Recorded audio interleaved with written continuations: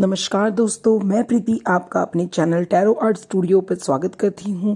अगर आपने अभी तक हमारे चैनल को सब्सक्राइब नहीं किया है तो प्लीज़ सब्सक्राइब कर दीजिए और बेल आइकन को भी क्लिक कर दीजिएगा, जिससे आपको आने वाली सभी वीडियो के नोटिफिकेशन टाइम से मिल सके। चलिए शुरू करते हैं आज की वीडियो। भक्तों, हमने अभी तक प्रथम और द्वितीय अध्याय श्री सत्यनारायण कथा का किया है। आज हम तीसरा अध्याय शुरू करने जा रहे हैं। बोले सत्यनारायण भगवान की जय। श्री सूत जी बोले, श्रेष्ठ मुनियों, अब मैं पुनः आगे की कथा कहूंगा, आप लोग ध्यान से सुने। प्राचीन काल में उल्का नाम का एक राजा था। वह जितेंद्रिय, सत्यवादी तथा अत्यंत बुद्धिमान था। वह विद्वान राजा प्रतिदिन मंदिर जाता, ब्राह्मणों को धन देकर संतुष्ट करता। कमल के समान मुख वाली उसकी धर्म पत्नी थी। शील, विनय और सौंदर्य आदि गुणों से संपन्न तथा पतिव्रता थी।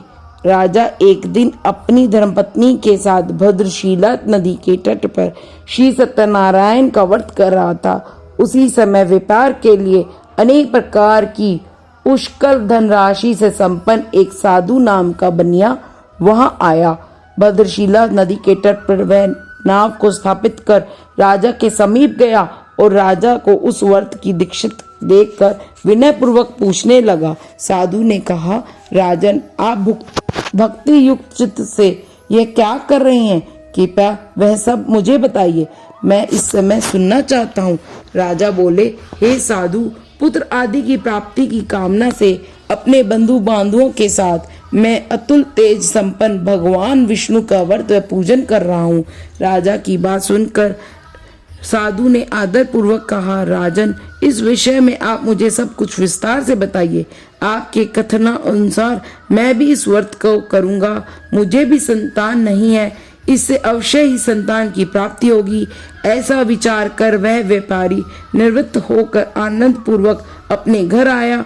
उसने सारी बात अपनी पत्नी को बताई। जब मुझे संतान प्राप्त होगी तब मैं इस व्रत को करूंगा। इस प्रकार उस साधु ने अपनी पत्नी लीलावती से कहा। एक दिन उसकी पत्नी लीलावती को सती साध्वी भार्या पति के साथ आनंद चित्त से ऋतुकालीन धर्माचरण में प्रवृत्त हुई और भगवान सत्यनारायण की कृपा से उसकी वह भार्या गर्भवती हुई। 10वें महीने में उसने कन्या को जन्म दिया। वह शुक्ल पक्ष के चंद्रमा के भांति दिन प्रतिदिन बढ़ने लगी। उस कन्या का नाम कलावती रखा गया। इसके बाद एक दिन लीलावती ने अपने स्वामी साधु से बड़े मधुर वाणी में कहा, आप पूर्व में संकल्पित श्री सत्यनारायण की व्रत को क्यों नहीं कर रहे हैं? साधु बोला, प्रिय, इसके विवाह के समय व्रत जरूर करूंगा। इस प्रकार अपनी पत्नी को भली भांति आश्वासन देकर वह व्यापार करने के लिए नगर की ओर चला गया। इधर कन्या कलावती पिता के घर में बढ़ने लगी। साधु ने नगर में सखियों के साथ खेलते हुए अपनी कन्या को विवाह योग्य देखकर अपने मंत्री गणों को कन्या विवाह के लिए श्रेष्ठ वर का चुनाव करने के लिए बोला। ऐसा दूत से कहकर शीघ्र ही उसे भेज दिया। उसकी आज्ञा प्राप्त करके दूत कंचन नामक नगर में गए। वहां से एक वणिक का पुत्र लेकर आए।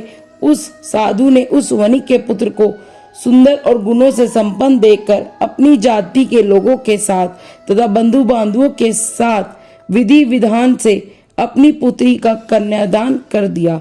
उस समय वह साधु बनिया दुर्भाग्यवश भगवान का वह उत्तम व्रत भूल गया। पूर्व संकल्प के अनुसार विवाह के समय व्रत न करने के कारण भगवान उस पर रुष्ट हो गए।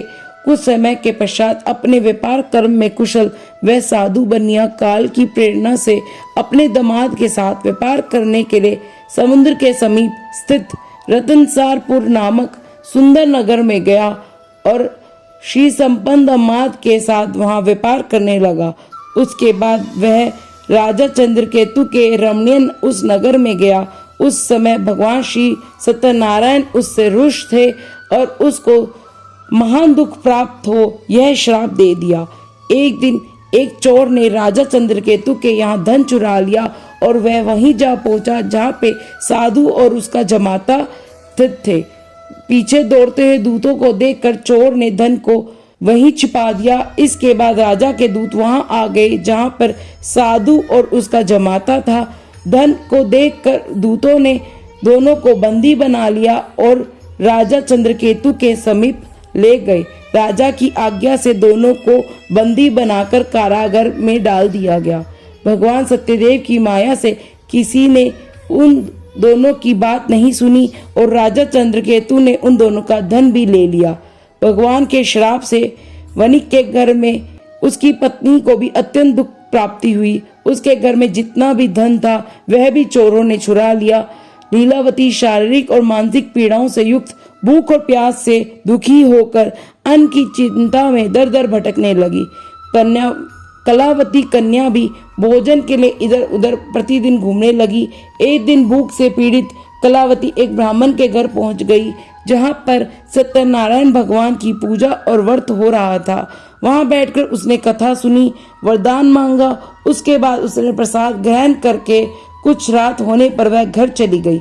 माता कलावती कन्या से प्रेम पूर्वक पूछा, पुत्री तुम कहाँ रुक गई थी? तुम्हारे मन में क्या है?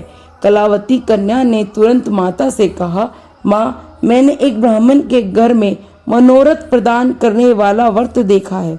कन्या की उस बात को सुनकर वह वणिक की भार्या व्रत करने को तैयार हो गई और प्रसन्न मन से उस साध्वी ने बंधु बांधुओं के साथ भगवान श्री सत्यनारायण का व्रत किया। इस प्रकार प्रार्थना की, भगवान आप हमारे पति और जमाता के अपराध को क्षमा कर दें, दोनों को शीघ्र ही घर ला दें। इस व्रत से भगवान सत्यनारायण पुनः संतुष्ट हो गए और उन्होंने राजा चंद्रकेतु के स्वप्न में दिखाया कि दोनों वानिकों को छोड़ दिया जाए, उनका सारा धन दे दिया जाए।